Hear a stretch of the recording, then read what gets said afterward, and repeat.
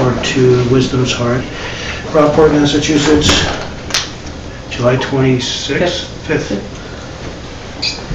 2013. Excuse me, Rick, is that recorder, the other recorder on? Would you mind doing it again? I think it says, it's got, is it usually, the numbers go by, or? Did you turn it on? Oh, no, it's going. Okay. Hi, Bonnie. Actually, it's the center's recorder. Well, you are the face of the center now. Hi, Wisdom, hi, Heart. Hi, everybody. Good to see you. Thanks for coming back on a rainy night and a cozy night. And what was, is there someone from New York on there? Because she had called to see if she could get a link. I don't see anybody yet. All right. Let's see. No worries. I'm looking on the wrong screen. Okay. Get really cozy and get comfortable. So we're going to try to do the back end of the book, and so it's going to be a chaka-blaka. So just before we start, just close your eyes and spend a few seconds feeling the room and feeling your presence in the room, and arrive here.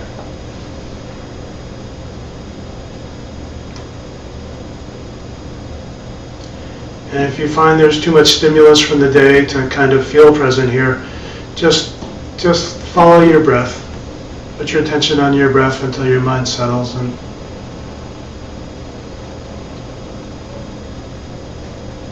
be here.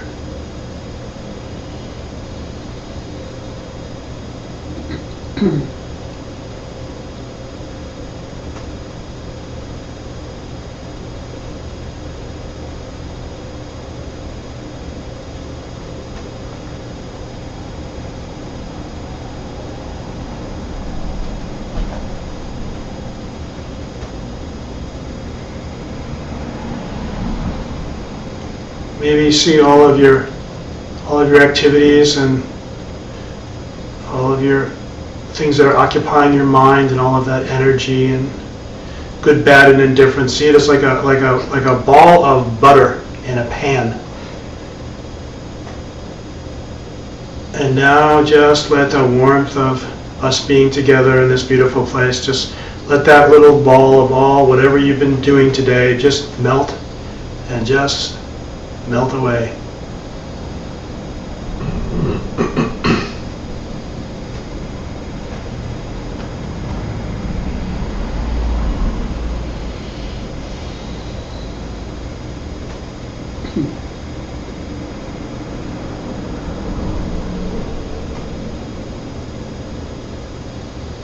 And then just set our motivation by thinking that our mission vis-a-vis this book is to become happy in a meaningful way.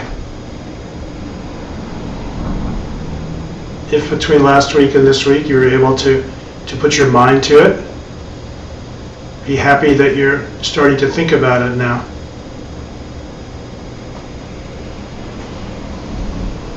Because ultimately, the better you get at being a master of your own happiness, the more helpful you're going to be to show other people how to do the same thing. And that's the ultimate point of the whole thing. So let's think any progress we can make together tonight will be something that when we're finished tonight we can dedicate towards finding some meaningful happiness for ourselves, so that we can then send it out and give it to others.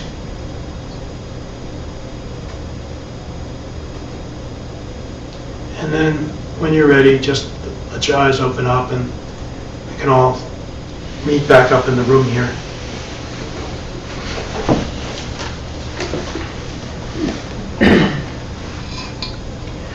Pretty much everyone was here last week, I think. So, and has anyone not read the book at all? Hey, Roy. Has anybody not read it? Okay. I recommend that, we're not saying you have to read it for the class, and we're not trying to read it aloud, but this is the book that we're teaching the class from. Spiritual Renegade's Guide to the Good Life by Lama Marud, a.k.a. Professor Brian Smith, before he was Lama Marud. a professor of comparative religion, a Sanskrit scholar, a spiritual seeker. And a quick catch-up for everyone who wasn't here. You know, we talked about the fact that rather than flexing his kind of considerable academic muscles, as those of you who know him knows he has, I found it really interesting that he went the opposite direction in this book, and he said, how can I boil this down to like a pith commentary on what I think is the most important tenet of what I think all the religions of the world are trying to do, what they're all trying to lead us to. And we talked last week about what he came up with was that the point of any spiritual practice and the highest goal is to be happy, is to just be happy. We also talked about when you hear that as you know, sophisticates and the intelligentsia of, you know, the Northeast, they would immediately think, well, that's kind of not a very lofty goal, and it doesn't sound, you know, I can't pull that out of my wallet at a party and impress anybody. You know, it doesn't sound existential enough. There's not enough angst involved. There's not enough skepticism involved. You know, that's the way to be hip today, right? Is to be skeptical and shoot things down. And he's like, no, actually, the goal is just to be happy, pure and simple. And we talked last week about, we examined the fact that really everything that's almost encoded in us, our DNA, from the moment we wake up in the morning, right, until our head hits the pillow at night, everything we're doing is designed to make us feel better, to avoid pain, and to be happy. That's what everyone's doing, right? We're all going around about doing that. He said that we're hardwired for happiness. He says the fact that our desire to be happy is not really something outside of us or optional. We're wired for it. Motivates every action during the day. We then talked about the idea that the problem is, if we're working so hard, if we're scurrying around everywhere,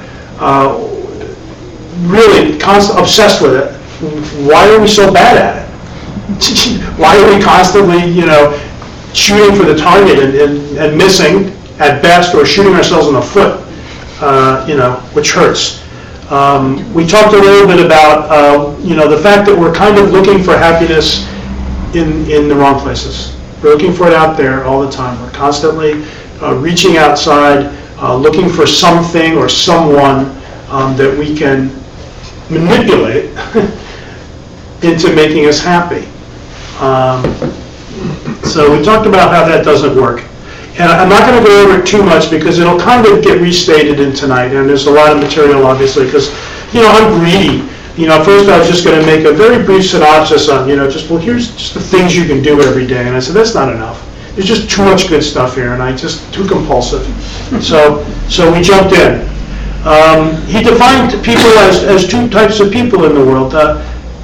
He made the distinction that there's, remember what they were? There's, on the one hand, there's the helpers, right? And the helpies, right? The people who are constantly, the helpies are the people focusing on their own happiness all the time, obsessing on, I'm happy, I don't have this, why does he have that? Look at that cool recorder, mine's not that big, will someone come and get that for me? How come I don't have it?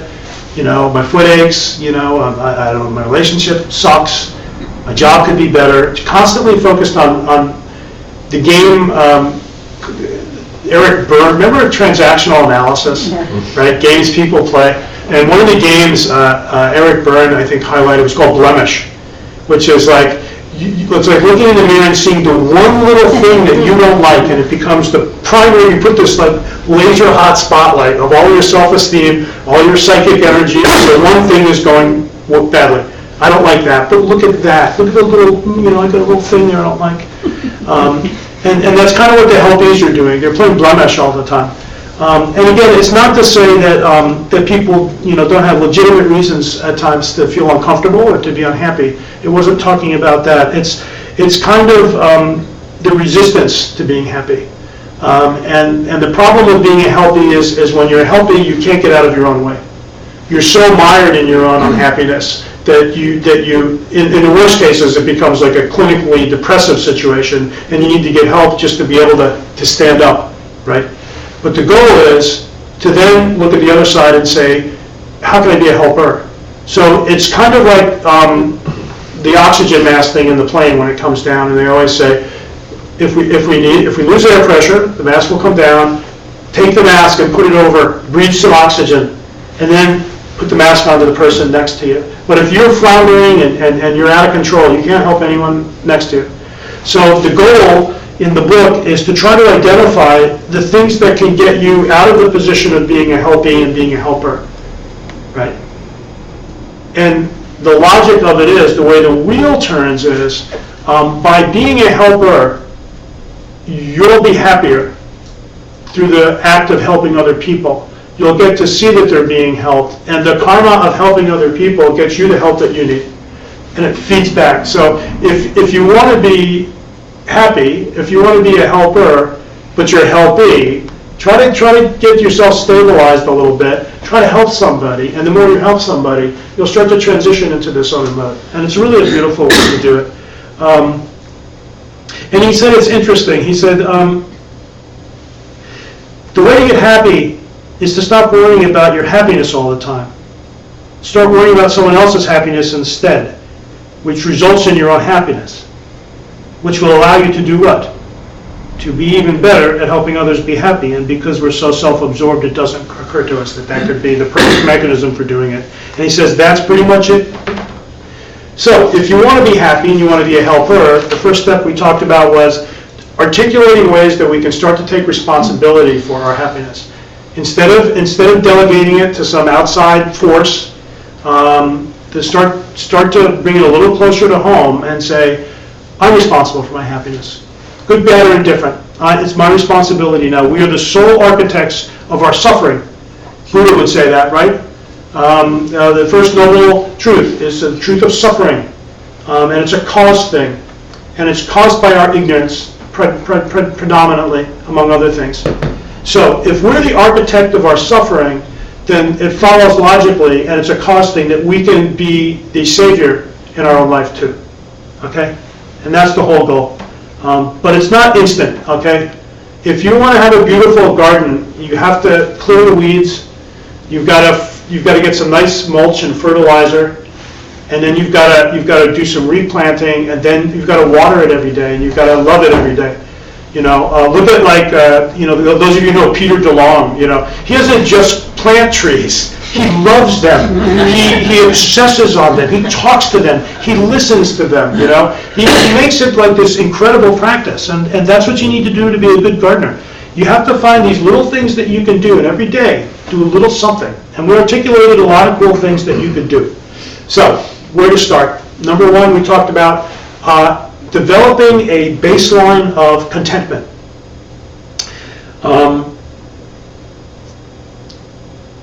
If you're going to derive some benefit in the here and now, because the only place we're going to do this practice we talked about is now, right?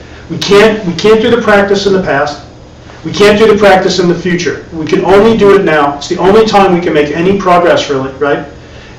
However, by understanding how to employ wisdom in how we be in the present, we can change our past and our future. So that's what we're doing tonight. We're talking about the past and the future. So the first is contentment, and the first is like a baseline contentment, you know. And we articulated it in a number of ways. One is to what he said, fight the power, right? Stop obsessing on all the things we need. Stop buying into the consumer capitalist message of you don't have enough, and what we sold you actually last week isn't good enough. You need the new one this week. Stop being controlled by that, and start to develop what they call in Sanskrit, right, is santosha, contentment, to establish a base level of being satisfied with what we have. And we did a little survey last week, you know, and we looked around in the West, in America, in our society. You know, as you start out on the satellite photo, you start to zoom in to our sector of the world, of designer samsara, we identified it as. We're pretty much at peak samsaric level, right? It's still a suffering world, right? And we talked about that. We'll talk about that again tonight. But we have pretty much what we need. We're sitting in a center tonight with a shelter. We're not being rained on. It's raining outside. It's not raining in here. It's warm in here. Not too hot. Not too cold, right? You all got here. You had cars and gasoline. probably all had lunch and breakfast today, and maybe a little snack before you ate. There's food. There's abundance. You know, if you didn't feel good, you probably went to the pharmacy where there's a zillion things on the shelves, where you called your doctor, you know, where we have health care, right? Where you picked your kids up from school, where we have free education. You know, we're living at we have pretty much whatever we need to really much more than a baseline establish some contentment, some santosha, right? And we talked about there's only one time that we can be content. We can't be content tomorrow. We don't know. We can't be content in the past. That past is gone. We can only be content now. And we spend most of our present moments kind of frittering it away at obsessing how it didn't happen good enough in the past and worrying that we're not going to get it in the future. And all we're doing is we're losing our gardening time. We're losing our time to cull the garden and plant the seeds to have the things that we want. Okay, so being content with what you have. You know, and he said just real quick, you know, a quote from a book. Of course, there are times when even for the very luckiest of us, things aren't okay. He says if you've been hit by a truck or received bad news about your health or just lost a loved one, things at that moment are not fine. You are in the middle of what Buddhism calls the suffering of suffering, right? Pervasive suffering, unmistakable pain. You're in the disaster instead of being in between disasters. Amrita always says, you know, we're always either in a disaster or in between disasters, right? But when it's over, we always say, oh, good, I'm glad that's over, it's finished. And it's like, what's finished? You're just in between. Something else is going to annoy you, you know, shortly. You're in the disaster, you're in between disasters, and we deal more with the suffering of suffering later. But for people like most of us, most of the time we are in that in-between state where everything's pretty much okay. So we can function, right? We have some room to maneuver. Most of the time we have some room to maneuver. And I think that's what he's talking about. So level one of Santosha was staying present, in the present. And just being happy and content. And it's hard for us. It's hard for us. I mean, we did a little meditation. We closed our eyes. We tried to stay in the room for just a few minutes. And we saw how our monkey minds is just wandering, like jumping from branch to branch, looking at whatever's glittering at the second, right? And most of you are good meditators, and you put some time in. And so you know that that's true. You wrestled with that. The second level he talked about again is fighting the fact that everything in society is trying to convince us that we don't have what we need and we're miserable, and that we shouldn't be happy with who we are, we shouldn't be happy with the way we look, we shouldn't be happy with any of those things, that we need what they got. So now they're lying to us in terms of worldview, because they're saying, and it's out here. It's not, you don't have control of it, we do. Because you don't have a A6 Intel chip that lets your phone talk to you in a lady's voice. We do. You know, you don't have that. We do. You can't be happy without Siri. Siri will make you happy. You know, and we buy into it all the time. I mean, we laugh because it's so silly when we put it that way, but when you think about it overtly, I mean, you know, the covert aspect of it, you know, we're brainwashed. Lama Guru goes all over this, you know. It harkens back to my earliest slogan from J. Krishnamurti, who said, let's see if I can find it.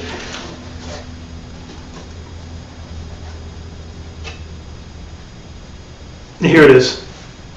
It is no measure of health to be well adjusted to a profoundly sick society. And man, I read that as much as I can. You know, and I work in a business that's very, you know, kind of panders to the commercialism a little bit, and actually pays the bills where I work. I read it all the time that that's what we're doing. We're trying to cut a deal with a flawed world that we projected. And we keep trying to fool ourselves, and yeah, it's going to work out if I can just move this, muscle this a little here, and get this thing here, and move my $10,000. If I just had another $10,000 at work, there, I've got it all arranged. Good, perfect. Yeah, my car is really not running very well. It's old. I need a new car. If I just had $15,000, I could, you know, and we're off and running, right? We're off and running, and we're deluded. So be content with what you have. Fight the power, and then, you know, one of the things we said we could do is get a reality check. So we went to globalrichlist.com, and we saw where we stood. You could go to this thing, and you can enter your salary in, and find out where you stand with everyone else in the world. And we established pretty quickly, we're in a God realm compared to the people who work for 18 hours a day and make less than $1 a day and are malnourished and can't feed their children, and don't really have the time actually to be undertaking a spiritual path by having the leisure and space and time to consider their situation and to maybe go on a retreat or to do these things. They're too busy in survival mode. It's almost an animalistic survival mode at this point now. You don't have that. So the next thing to do is to wake up to how amazing our life is, and we talked about that. And you guys know what that's called. It's leisure and fortune in Tibetan Buddhist language, right? The leisures that we have, the opportunities, the spiritual resources that we have to live in a society where we can undertake any spiritual path that we want, pretty much. There's flaws in it, and some people have a hard time with it, but generally we're in an open, free society where we have the time and the resources. We have enough comfort to be able to do it. You all have the physical aspects. You have the mental hardware. You've got the body. You actually, we also talked about the fact that in the Buddhist world, the human incarnation is the best incarnation. It's the one actually you can get enlightened with in a single lifetime, and it's one of the great unique features you have. And also the fact that we live in a world in this realm called the desire realm, right? Because it's really what we're doing, desire all day. I want a happy, I want. We just, sort of obsessed with food, sleep, sex, money, right? Desire. But actually, especially in our world, is we have enough pleasure and enough pain so that we can see that there could be a pervasive aspect of suffering, right?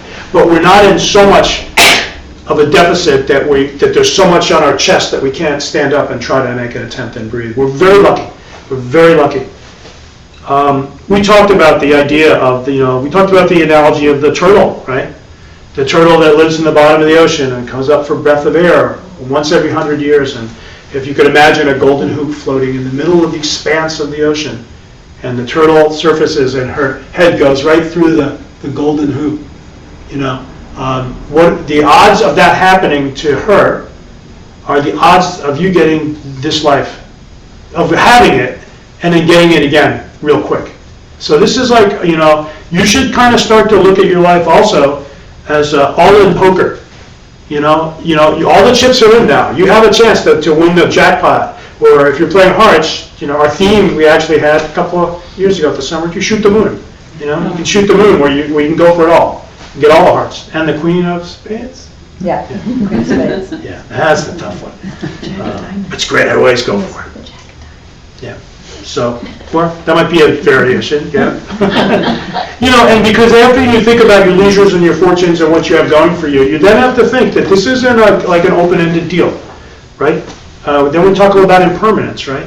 That the fact is that that it's so easy to fall asleep because we have it so good in this country. We have a karma to be here and to have such wealth and to have such a relative amount of safety. I mean, our eyes have been open in the last 15, 20 years, right?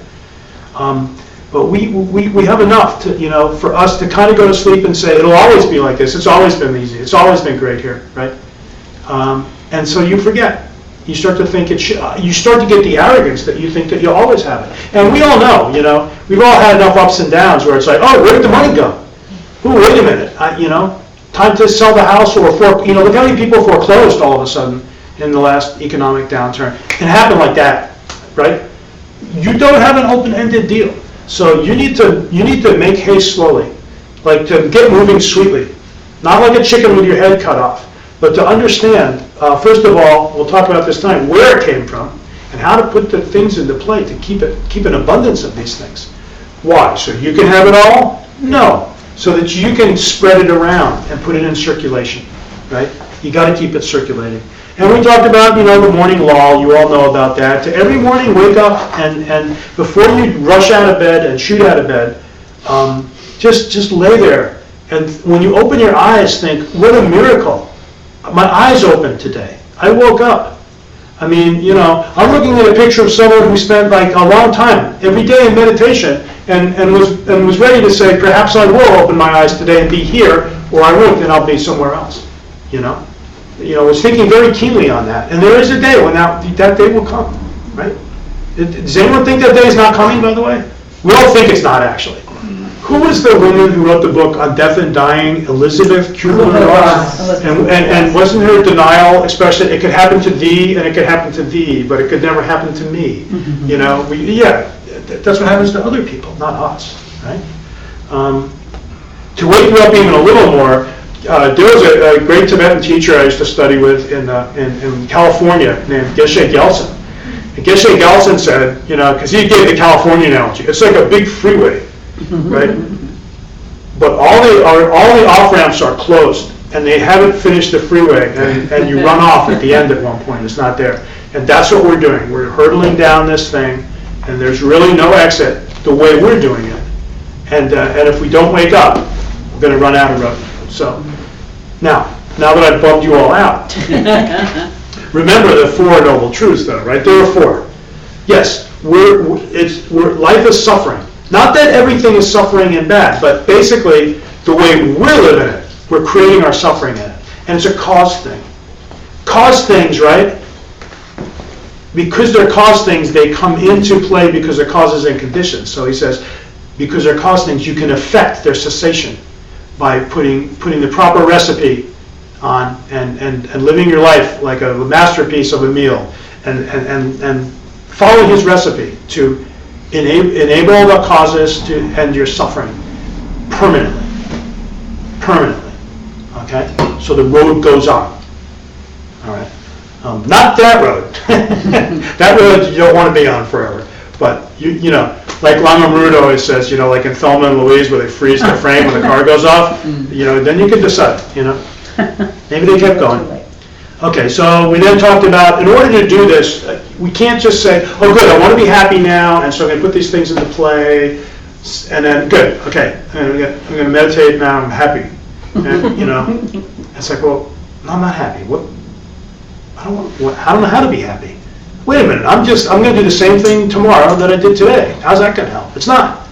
So we talked about employing the right worldview, changing the scenery, right? Rewriting the play, new script. Let's do a rewrite. And that meant employing a karmic worldview about how things are really happening. Starting to challenge the way we think they're happening and starting to question how reality is really working. Because we really do think that, like my wife always says, we're in a movie set world where every day we think we step out into this preset world out there that we're bumping into. And we're saying, no, the right worldview says that you're actually throwing that world out in front of you. You're creating that world. It's not out there sitting for you to encounter it. It's based on you seeing it, labeling it, and interacting with it the way that you do. And he had a lot of little tips on how to get a little renunciation, these other things, and you know what they are. You know, a little less TV, you know, maybe doing a little meditation every day for a few minutes. Remembering to help someone, taking care of your body. We'll talk about it later. But employing the right karmic worldview, we explored also the three worldviews. Remember those? We talked about, there's basically three ways you can look at the world. Way number one, one way is that it's all random. That it doesn't really matter. Stuff just happens. There's no reason for it. Something just bounces into you, and you know, stuff happens. You know, how many people really believe that? I mean, we believe it sometimes, right? When we don't get what we want, and you know, if Claudia wins the lottery and I don't, I'm like, oh, that was random. You know, and if I win, it's like, well, no, wait a minute. You know, the universe has now seen fit to reward me.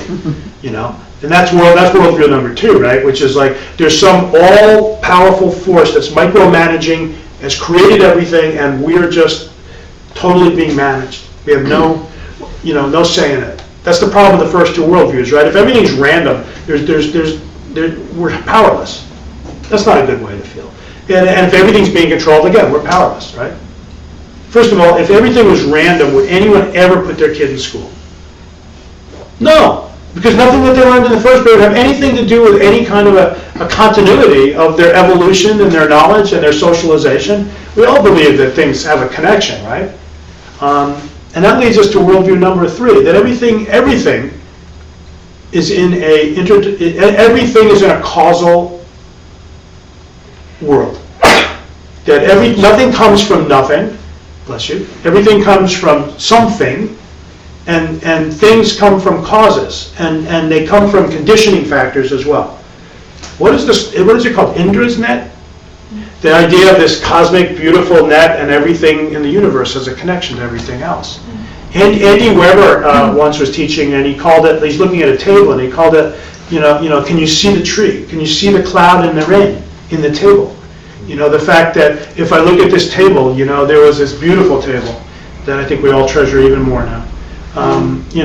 They came from a master woodworker, right? And he put it together for us. But where did it come from? It came from a mill, right? That's where then it came from a tree. And the tree had a whole ecosystem, right? The tree came from the ground, and it was watered and nurtured, and the clouds interacted with it, and animals lived in it, and then the tree, someday goes into the dirt and gets recycled into more material. So, if you look at it as a static table, we can see it that way in a limited, gross way. But even a physicist will tell you there's no real edges on the table either. There's all this connection, And then I heard something wild. Lindsay and I were in New York City, and we went to the Hayden Planetarium, and there was this really cool exhibit on space. And Whoopi Goldberg was narrating it, so it was great. So it was very and all these stars out there. I mean, it's amazing. It was so cool. And she said, everyone has an ounce or something of the original cosmic stardust of everything else. We're all like everything, Crosby, Stills, and Nash, right? We're all stardust. So everything is in a connective world, right?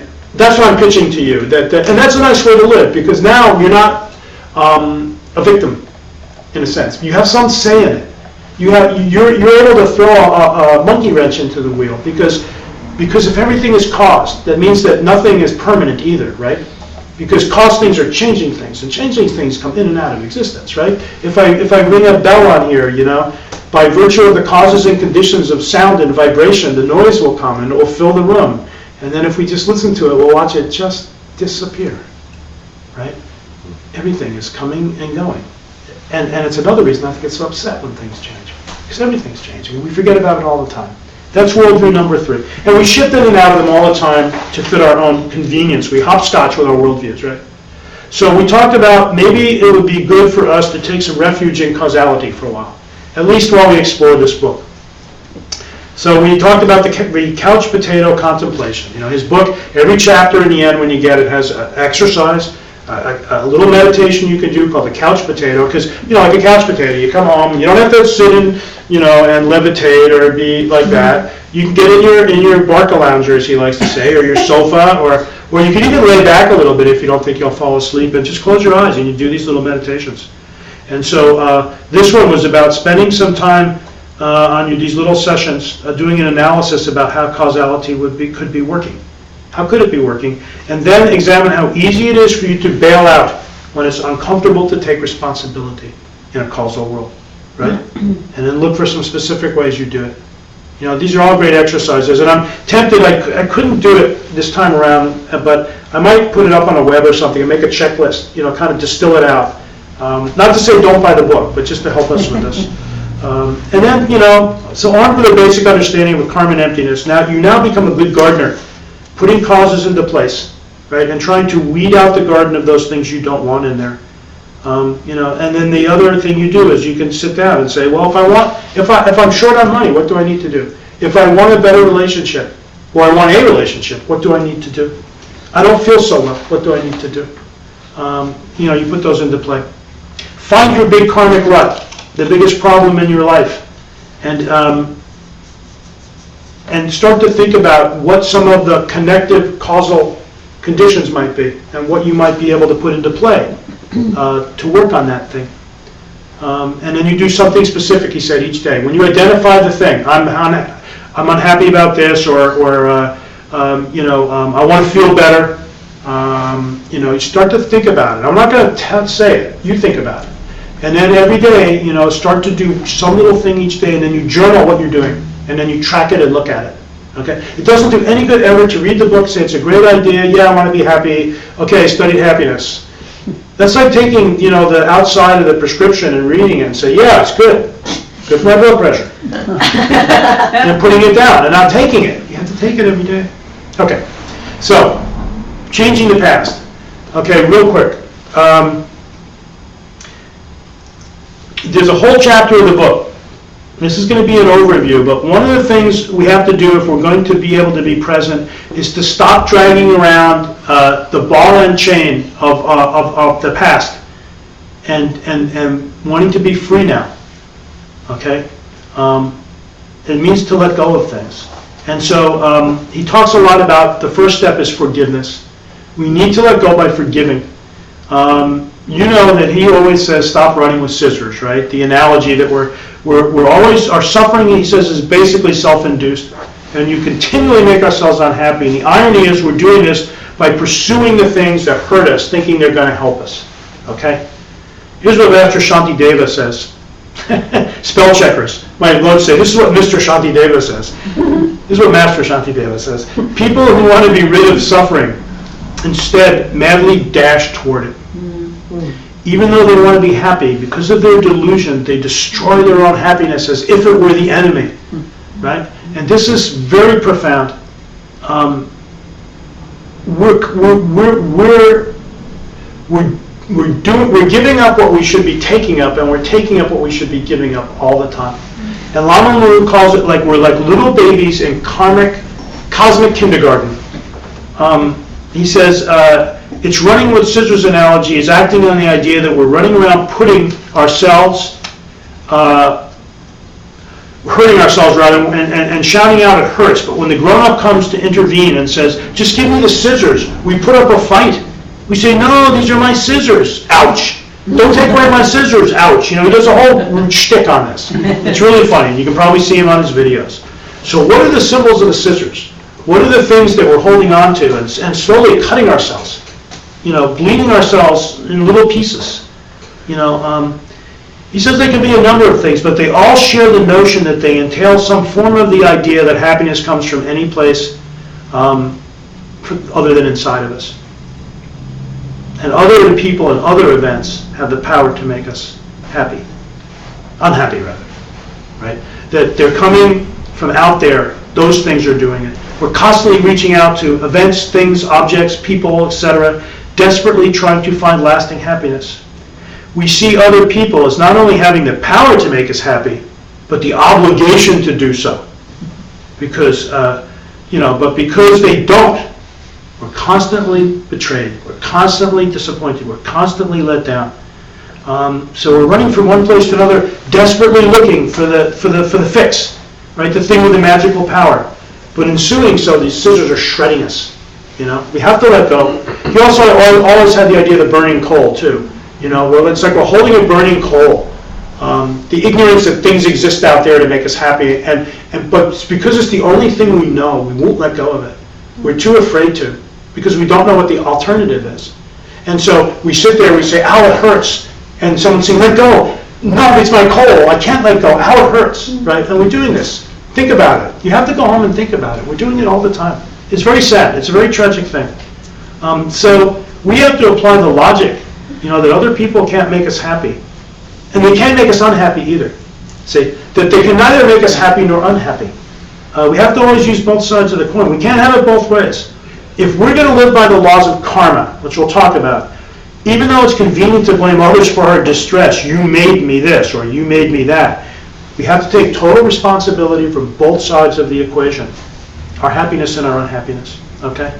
So he says, this is a way to change the past where we suffer. We start to think differently about how we think what has happened to us in the past, and we provide a new backstory.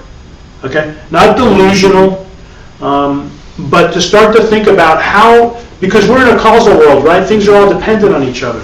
So how is the past linked with our present and our future, right? There's no past, he says, aside from the backstory that we give it in our present, right? Got it? We're all together here? The past is used to help explain why and how we got to be who we are, here and now. Put otherwise, our sense of the past is both coming from and creating our present, right? And as it changes, as the present changes, just as the present changes when we shift our story about the past, right? History, both personal and collective, is always revisionist, he says. It's not only that we can and do change the past, it's that we can't help but do so, right? As our mind changes in the present, our context of these things has to shift, like it's on us, like it has to shift in accordance to where we are, right? The past is just a story about the past, he said. It's just a story. And we are who we think we once were, right? So who do you want to be? The embittered, unhappy self who's holding on to stories of the traumas and tragedies of the past? Or happy and healthy self who has changed his or her backstory through the application of the healing balm of forgiveness? Okay? So we revisit the past with one of two filters. One is, I call it the Bruce Springsteen again. Remember the song Glory Days? Yeah. Glory days, they'll pass you by, glory days, like a wink of a young girl's eyes, right? We embellish the past, we go back. I mean, I know someone who is so stuck in the past and what happened years and years ago when it was just perfect in college and, and how everything was great and we're all young and then it becomes like really, it's like when you first meet somebody, right, and you fall in love with them and you overestimate their qualities, which is fun, but you overestimate them. So there's, we have the good old days syndrome. Everyone seems to think yesterday was better than today, he said. Here's what Art Buchwald said once. He quotes him in the book. I don't think it was, and I would advise you not to wait 10 years before admitting today was great. If you're hung up on nostalgia, pretend today is yesterday and just go out and have one hell of a time. Right? Just pretend today was yesterday. And then there's the bad old days that we can't let go of, right? Instead of degenerating the present by means of comparison with an idealized past, we subvert happiness in the present by obsessing about bygone sorrows, regrets, and catastrophes. We become like ghosts in the present by obsessing on these things. We become like, he says ghosts in cartoons, I went over the same line twice. Hobbling our way through life while burdened with chains and weights of our disappointing past, like Jacob Marley, right? He says, let's be clear though. I mean, he's not being just foofy. Everyone has had difficulties in the past. We've all had pain. We've all struggled. We've all felt the pain. He says, but it's not just you. Terrible things have happened to everyone. This is not to minimize the truly horrific trauma some people have suffered and have to cope with for the rest of their lives. But it is to acknowledge that even those who have seemingly been gifted with charmed lives have had their ordeals too. They too have been betrayed or abandoned. They too have had their hopes and dreams dashed. Right? And we all know, how many of you know the story of the woman in the mustard seed, right? Mm-hmm. Right. She's who loses her child, and in terrible grief she goes to the Buddha and she says, would you please bring my child back? And he says, yes, I'll do it on one condition. I need something to pull off this feat. I need a mustard seed. A mustard seed, it has to be pure. It has to be from the family, the household of a family that hasn't suffered a tragedy, hasn't had a death like. So go get it and come back and we'll take care of business. And of course, what happens? Every house she goes to asking for the seed, they tell her their story. Everyone has a story, see. And she comes to a great realization, they say, that leads to her liberation when she realizes, right, that that's everybody's story, that we are all living the same mythic, story. So re-envisioning the past doesn't mean you just make stuff up or pretend that things didn't really happen. It's not helpful or intelligent to disingenuously make believe what didn't happen. Okay? As we shall see, he says, when it comes to letting go of pain from the past, the point is not to just forgive and forget. The work is not to repress or ignore the pain. I just don't want to be frivolous here. The task at hand is to transform suffering into happiness. What we're talking about here is a kind of alchemy, turning something base into something precious. And I don't know, anyone who was in Newburyport last night, Lindsay told just an amazing story, and I don't want to ruin it by trying to retell it, but it was the story of a woman whose son in Los Angeles was killed by a gang member. And at his trial, she yells out, "I'm going to kill you," right? And she had to live with that. So to make a long story short, she thought about how she felt and what she was living with, and she had to go see him one day. And as she's going to the prison, she making her way there and seeing where he's living now, she asked the people bringing her in, saying if anyone has been here to see him, and no one has seen this person. He's been alone, and no one has seen him. And so ultimately, she starts to talk to him. She asked him if he remembers what he said, and he said, "Yeah, I remember what you said." And they slowly start to talk about, work through this thing. And ultimately, she realizes he's got nowhere. He's got no one, this kid. No one at all. And she I think, gives him a basement apartment, a room in her basement to live when he gets out. Says, you can live here, and Make a long story short, ultimately, she says, remember when I said in the courtroom? He said, yeah, you said you're going to kill me. She said, yeah, I did. I killed you. She killed him, see? Right? It's like the movie Gandhi, right? Where the guy comes in grief, where they're having, factional fighting, and one faction kills his son, and he wants to kill, and he says, what can I do? I want to kill him. He says, here's what the only way you can be free is you take the boy from the other family and you make him yours, and you raise him. See? That's alchemy, right? That's alchemy. That's what he's talking about. Not forgiving someone who hurts you doesn't hurt them, he says. It hurts you. It destroys your peace of mind, and it undercuts any hope that you might ever have of finding any happiness. You cannot enjoy the pleasant things about your present life when you're fixated on painful memories of the past. The resentment begins to affect every aspect of your life. You lose your appetite, he says, and your sleep is disrupted. Here's what Master Shantideva again says. He summarizes the disadvantages of not forgiving and staying angry. When one has the thorn of anger lodged in the heart, there can be no peace of mind or happiness. One can't sleep, and nothing satisfies. Okay. He then gives us this huge laundry list of all these traditions that say, why is it good? There's the eye for the eye one, right? Eye for an eye and tooth for a tooth. But I tell you, do not resist an evil person. If someone strikes you on the right cheek, turn to him the other also. And if someone wants to sue you and take your tunic, let him have your cloak as well. If someone forces you to go 1 mile, go with him 2 miles. Give to the one who asks you, and do not turn away from the one who wants to borrow from you. You have heard that it was said, love your neighbor and hate your enemy. But I tell you, love your enemies and pray for those that persecute you, that you may be sons of your Father in heaven. Right? Jesus in Matthew. If anyone shall give you a blow with his hand, with a stick, or with a knife, you should abandon any desire to retaliate and utter no evil words. That's the Buddha. You shall not take vengeance or bear a grudge against any of your people, but you shall love your neighbor as yourself. Hatreds do not ever cease in this world by hating, but by love. This is the eternal truth. Overcome anger by love, overcome evil by good, overcome the miser by giving, overcome the liar by truth. Right? Here's a great one. Love your enemies, from Luke. Do good to those who hate you, bless those who curse you, pray for those who abuse you. If you want peace, you're never going to get it through hatred. If you want to have a stable mind, you're not going to get it from the agitation of anger. Because causally, those two things can't be connected. How are you going to create that? How are you going to plant that and get this to grow? It's not going to happen logically.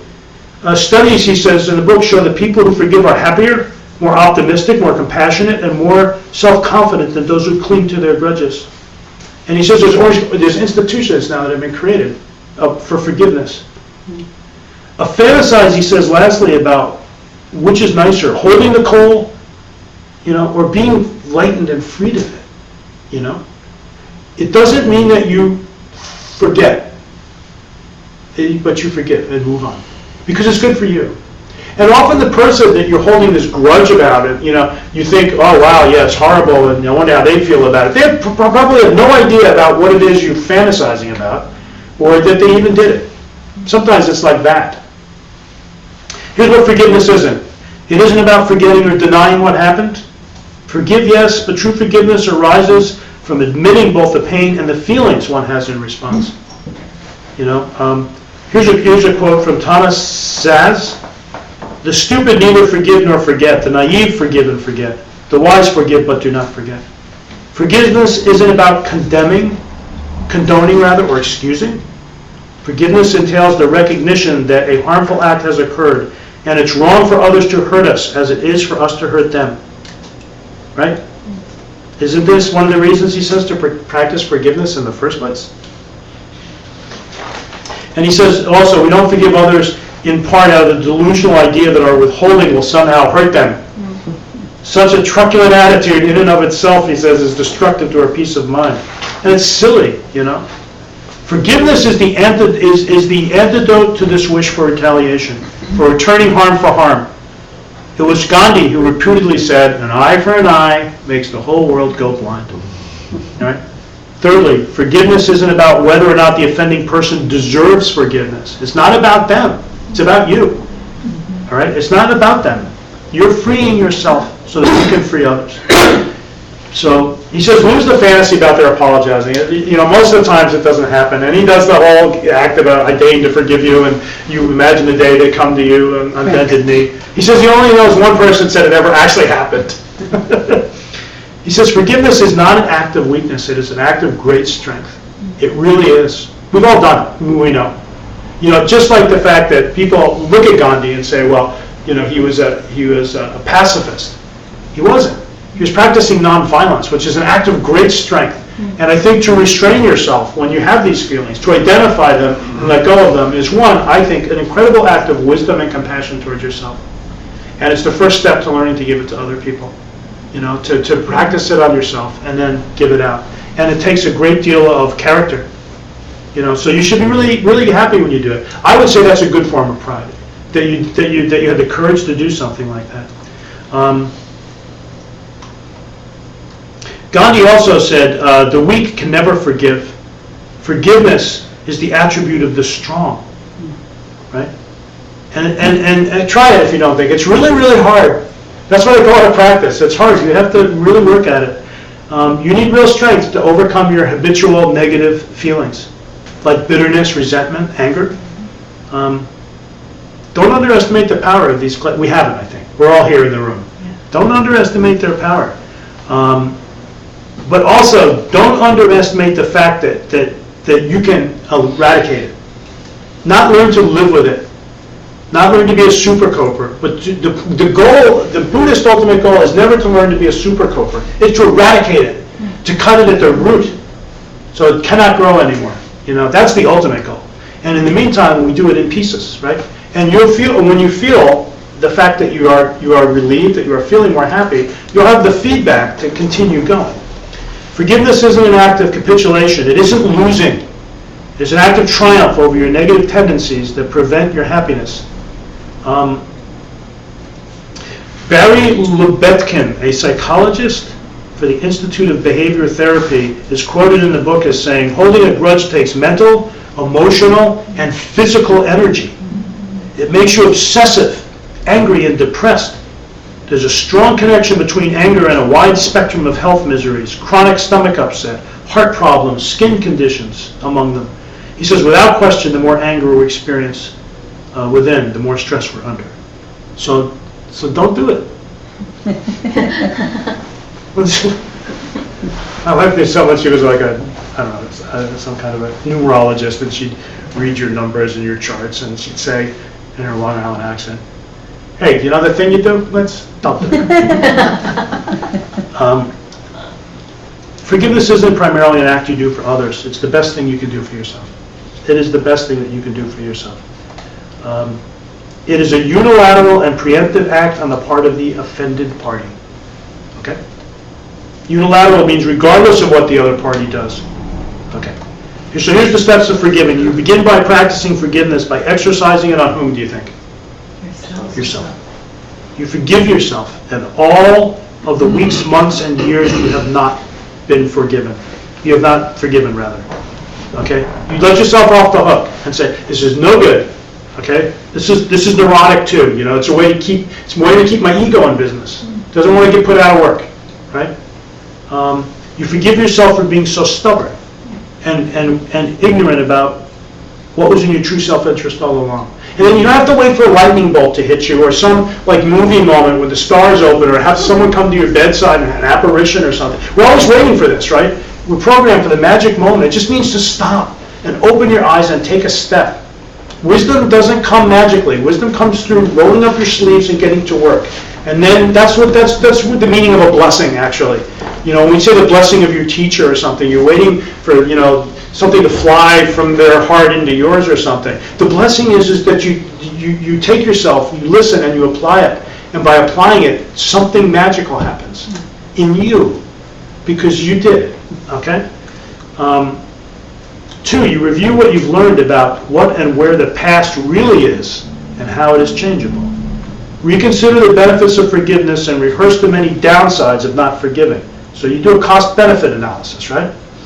You go over the list of what forgiveness is and isn't. We talked about it. And you work to overcome any remnants of reluctance. Okay? And lastly, then you just do it. It may be that you want to meet face-to-face with the person you're forgiving, but be careful here, he says. Be careful about even subconsciously using forgiveness to punish the other person you're with. I forgive you because you were such a moronic son of a man. Yes, I am the better person here, so you can say, I forgive you. Now, don't you feel bad? No, you have to do it for real, you know. Because the stakes are high. It's enough of a risk to do it, but don't sabotage it, right? Probably better, he says, if you want to have a personal encounter, to forgive implicitly through an explicit apology. So he says, I just wanted to meet with you to say that I'm really sorry.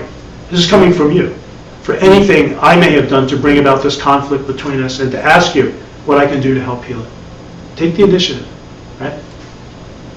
That's different. And lastly, he says, forgiveness isn't an act you do once in a while. It is ultimately an ongoing state of mind. Forgiveness should become a lifestyle. Okay? Martin Luther King said, forgiveness isn't an occasional act. He says it's a permanent attitude. So you need to adopt the attitude of forgiveness because it's good for you and it's good for the rest of the world. And he says, find little ways to do it. We always go to hear something, I read it, and I want to do like the uber overarching manifestation of it. And of course, I have an epic fail, right? I flop. Like they say in the Bodhisattva's way of life, if you want to be, practice giving, start, they say give potatoes from the garden. Give something you can give happily, something you have access to. We don't have access to being able to let go of it all. But we have access to the idea that we can begin to work, like hand lining, like pulling the line up slowly into the boat, So here's something you can do. There'll be plenty of opportunities to enter the forgiveness gym, he says, for a little workout as you go through your day. So someone cuts you off in traffic on the way to work or to the center or wherever you're going. Say, big deal, I forgive you. Someone lies to you and to the boss in order to save face. I'm sorry, you are so fearful and insecure. You don't say that out loud. I forgive you. I'm sorry that someone has to do that. That's sad. I know what that feels like. See, I know that world. And because we're all in the same boat, and I forgive that person. Someone tries to cheat you, a salesperson, by giving you back the wrong change. He says, how sad to be so concerned with such trifling sums of money. I forgive you. Another person insults you. Just words coming from an obviously unhappy person. I forgive you. The big ones, he says, will be hard. We've been repeating this over and over throughout the book, he says. The big ones will be hard. Start small, And someone cuts you off, and then, of course, what's the ultimate way to practice it? Well, I've cut people off in the past. I've been obnoxious in the past. Of course I'm experiencing this now. And I don't like it. So the last thing I'm going to do is bring it back into my world by acting in kind. We'll talk about that. All right? So a practice point, he says at this point in the book, be grateful for the teachings the daily practice of forgiveness, the action plan. Think about all the wrongs committed against you. So do this. You go home, get your notebook out, close your eyes. Think about all the wrongs committed against you. Be specific about the circumstances. Who, what, why, when, where, and how. Feel the resentment and anger and hurt that you're carrying in regard to these people and incidents. And resolve to be rid of such crippling negative feelings. Make a list of who you're upset with and why. Then one by one, go down that list and unilaterally and preemptively forgive them. Say to yourself, to each one, I forgive you, whoever you are, for what you did to me. And I'm now going to let go of my resentment, anger, and hurt. Resolve to make this a daily part of your life. Sometimes what I do is I write it down on paper. I write it down on paper, the actual act or the thing I'm stuck on, and I do a little ritual, and I have a fire. And when I'm done and I really feel it, I throw it in the fire, and I watch it burn up and the smoke go. I watch it be done, and then I say, I'm done. I feel cleansed of this now. I'm moving on. Because it doesn't exist anywhere but in here. And the past, so as I start to let go of it and feel the relief, the past now is going to change relative to the way I see it, because I don't see it the same way. I might even get to the point where I say, wow, that taught me so much. It changed my life. I'm not holding on to things anymore. my God, that person was a teacher to me. That person helped me change my life. That wasn't a bad thing at all. Now you just changed the past, right? And when you encounter someone like that in the present, and you say, I know where that came from, and I know how that feels, and I know how this poor so-and-so must be feeling, I'm not going to react in kind because this is somehow I generated this in the past. It's how I can identify it now. See, then you're changing your future because you're not planting a seed to experience it again. So I just kind of tipped off the future thing. Okay, then he talks a little bit about revisionist history, and basically it just means this is the bridge from forgiveness to gratitude, which is to be grateful for everything. You know, we just learned from forgiveness that every day really does offer an opportunity to start over again. Every moment really does, really, not every day. Every breath, every second is an opportunity to start again. We don't need some big, he says the same thing here that I said, an elaborate ritual or some secret magical incantation to be born again. The option is always there at any given moment. Think about it. Only now can you do it. In any given moment, the sum total of everything that's come to you is in your arsenal, and it's available to you. You have all the space in the world, see? But when we get angry and we start to hold on, it's like the walls start to close in, and our breath starts to tighten, and we get anxious, and we feel we have nowhere to move, you know? But if you really just stop and close your eyes and let go, and realize that underneath the ocean of all of your mental afflictions and you're holding on is this vast, beautiful, deep blue ocean of your perfect, you know, self, the ultimate you, that's available anytime you just want to slide down a little deeper and let go of the surface tension and just, you know, because they say your Buddha nature, see, your ultimate nature, you know, that about you doesn't have any dirt or taint or stain on it. It's stainless. It's empty. It's empty of a mental affliction that you think is you as a person. You know, you are not your feelings, by the way. You are not your emotions. There's something you experience, but you are not them. So there is no you that's an angry person. There is no you that's a loser or can never do A or B. Under analysis, you can't find that you. And because you're changing, like Lindsay said last night, 3 trillion times a second, you have to let go of the idea that you're some fixed, solid thing moving through the movie of your life. You're interacting with it. Karma is not a thing. You are karma. You are the process of your karma. Okay? So everything's available. So you can be grateful. You can be grateful that things are changing and we're not stuck, for one thing. That's the thing to be grateful for. So here's the advantages. Start by taking a look at how we perceive others who are ungrateful. How do people who are ungrateful look to you? Like that image? Do they piss you off, or do you like being around them? You head for the doorway. You try to slide under the table. You spill something, so you have to leave. It's not pretty. It's not pretty. It's very ugly. It gives us a good example. See, our world is a mirror held up to us to see, what we need to see, one, how we look, and two, what we need to do, exactly what we need to work on. The bottom line of why you can't meet more,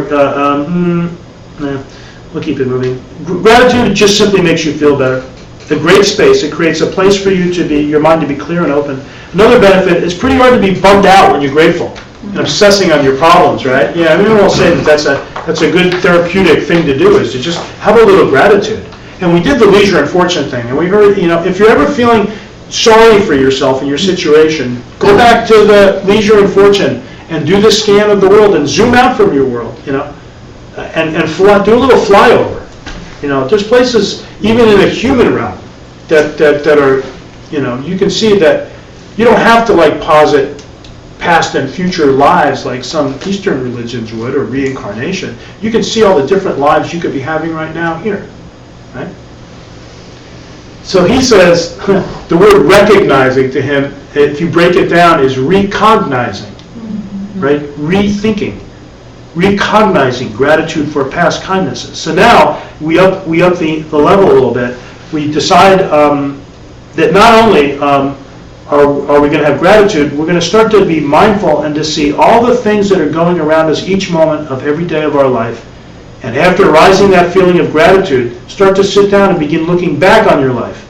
Now travel back. And so actually seeing that all the things you have learned, all the experiences that you've taken, everything that gets to you to this moment, and then think about all the kindnesses that have been granted to you.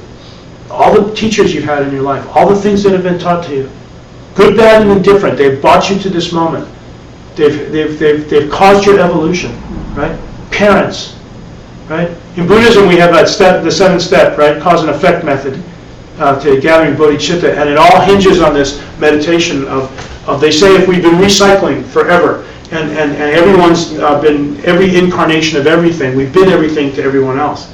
So they say that everyone's been your mother. You know, it's a very obviously the mother is this very nurturing and you know, kind of the picture of compassion, right? Because only mothers really know how to transcend their own skin. They get it. Because when they have a child and bring it forth, it's a miracle. But also, you know, when your child's not well, you're not, you know, you can feel it. You can extend your sense of self. But they've all been our mother. So they say, you know, because they've all been our mother, then you go through this sequence.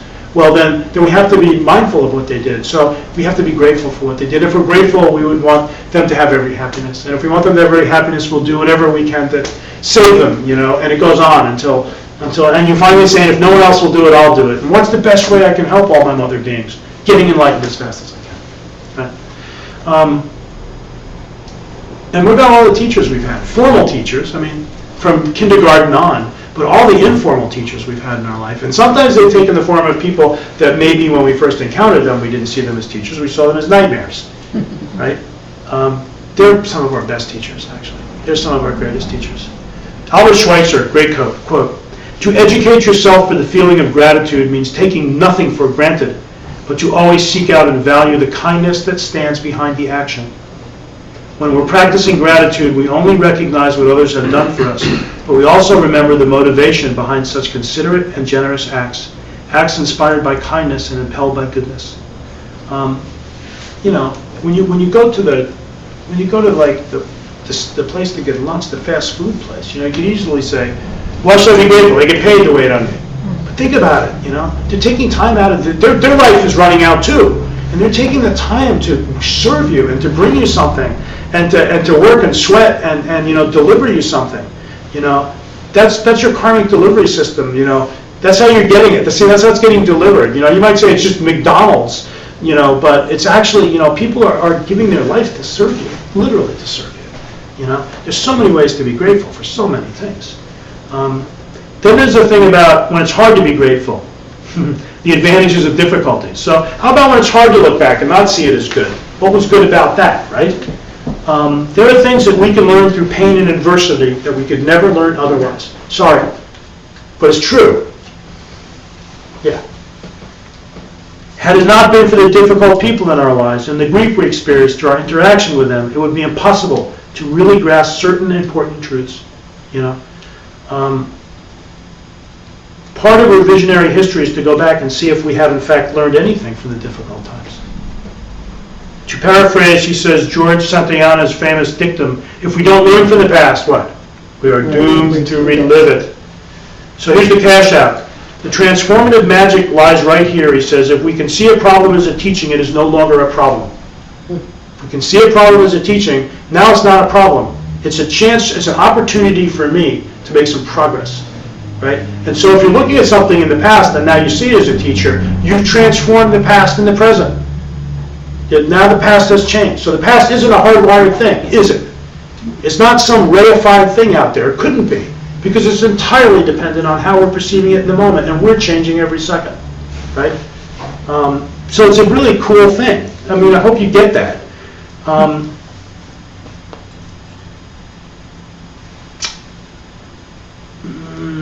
Yeah. And you know, Nietzsche's famous thing, right? If it didn't, whatever doesn't kill me makes me stronger. Which is funny, but it's true when you think about it. Tough, but it's true. So we can see these people as two ways now. So now that we're doing some revisionary gratitude, now let's look at the people, right?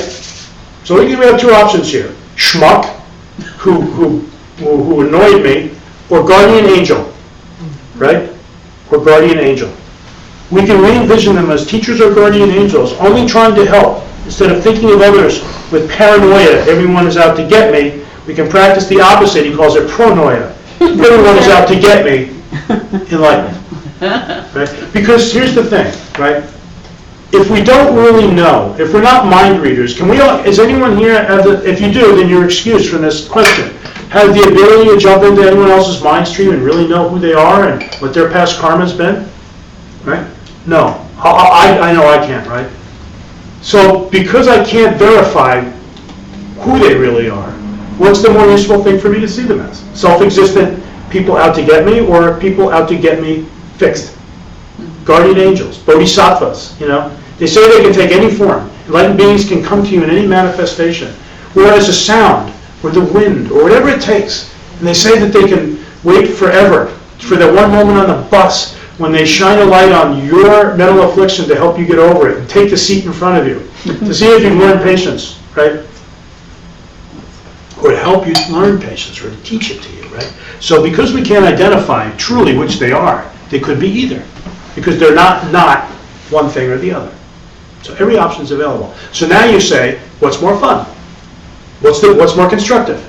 To see them as schmucks, or to see them as our teachers? And maybe our holy teachers. Because think about it, if a Buddha could follow you around and manifest in your life, would they waste their time like trying to just, shine you on? I was going to say something else about blowing smoke. Or would they say, I'm going to teach you, I'm going to pull the rug out from under the thing you think is helping you, and I'm going to fix you, and I'm very patient. I can wait a long time just for this one thing to help you with, Wouldn't they do that? And wouldn't they do it, and also would they come as something we can't recognize? I always think we're waiting for them to come in like some ancient image or something, that we can't relate to, and, or would they come as someone really close to you, someone you know, someone you can recognize, someone you can relate to, because if they're really skillful, think about it, right? So it's fun to play the game of pronoia, that everyone out there, the best game that I always love to play is you wake up and you get out of bed after your morning lull and say, what if I was the only person, that this is all like, I'm living in this dream here now, and I'm the only person who doesn't get it. Everyone else is in on the joke, everyone else is enlightened, and they're all just trying to get me there. This is, and then you go through your day and watch it. It's incredibly fun, and it's incredibly instructive. It's really cool. And then, it starts to magically kind of, to give you cool messages. Because it's not one way or the other. All right. Gibran said, toleration from the intolerant and kindness from the unkind, yet strangely I am ungrateful to those teachers. So he says, I've been taught toleration from the intolerant, and I've been taught how to be kind from those who are not kind. Yet strangely, I have no gratitude to these teachers who've taught me this, right? These are our greatest teachers, So Master Shantideva takes a different attack as to how he sums up what he labels the good things about suffering. He says, one is I lose my pride. I lose my arrogance, right? Because when things are going too well, we expect it, right? We become very arrogant. It becomes our God-given right that things should go well, right? Well, nothing like a situation like this to help us lose our pride and also get some gratitude that, we can be grateful when it is going right. It brings fear of doing bad things. Most people are big fans of causality, Maharid says, when things are going well, but they tend to abandon it when things don't go their way. How could this have happened to me? There's no rhyme or reason to that. This is the worldview switch, right? It's so random. Well, reviewing in the way the difficulties we've experienced in the past can lead us to a determination not to replicate the causes, right, for such occurrences in the future. So we can think, he says, like about a little bit about the golden rule here, right? So we can start to put that into play. It says it brings belonging to be a conqueror, to get to the other side of this. It brings a longing to clean it out, to become a Buddha, to say, because what's one of the hallmarks of nirvana, even at that level, is the permanent cessation of your mental afflictions. That's a pretty cool feature, right? And he says, the difficult people in our lives and the tough experiences they have taught us can instill in us a longing to be a person who is immune from suffering altogether, a perfected human being, a Buddha, right? Okay. And I think Master Shantideva had a couple of others, and then I think we should get to the future. Okay, so again, remember, the past is transformable. And if we are to lead a happy life now, there's no alternative. We must redeem ourselves from the bitterness and resentment and instead cultivate gratitude and thankfulness for everything that has occurred in our lives and everyone we have encountered. And that means trying to see the difficulties as having some value to us. Having convinced ourselves that the past is indeed mutable, we launch on our own personal historical revisionism by first forgiving those who have hurt us, right, or angered us or betrayed us. And then we must move to the next stage of our own redemption. We build up gratitude muscles by recognizing all that others have done for us over the course of our lives. Okay? The past and present, again, he says, exist interdependently. When we change one, we change both. When we change one, we change both, right? When we gift ourselves with a different past, one in which people and events have been constantly conspiring to aid us in all kinds of ways, we automatically start to see the same changes in our present. We start to notice the kindnesses that are shown to us every day by so many people. It wakes us up. Now we become present. We say, holy cow, it's all around me. It's all around me. I just wasn't looking because I was so hung up. You know, my head was pulled to the past. I couldn't see anything in front of me because I was jerked back here, right? Or I was so paranoid that it was going to happen or be coming that I couldn't see anything around me. We're missing the beauty of our life, really. We're missing the opportunity to be happy. Okay, here's a few things you can do, he says. Keep a gratitude journal. This is something you can do every day.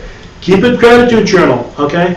And we'll talk about, it's in his action plan, but keep track of the things that are going on that are nice. Keep track of it. Write it down. Chant the gratitude mantra, okay? The gratitude mantra it's the only prayer, he says, you ever say in your life is thank you, it will be enough. The gratitude mantra. Thank you. Thank you. He says if that's the only one you ever heard, it will be enough. Isn't that sweet? Thank you. Try substituting thank you for the usual soundtrack that plays inside our head all day. It's too hot. He says it's too cold, I'm so hungry, I'm too full. Nag, nag, nag, nag, nag, nag, nag. Whine, whine, whine, whine, whine. You know? Paul Harrison, George Harrison, right? All through the day. I need mine. Okay. So he says, here's your official gratitude mantra. Om thank you ahom. Om thank you ahom. Om thank you ahom. Chant it all day long. Okay? He says, go on a complaining fast once a week. He says, you can do this by yourself or if you live with your family. This is a great group activity. Declare a moratorium on whining for one day every week. No one's allowed to bellyache about anything for one day.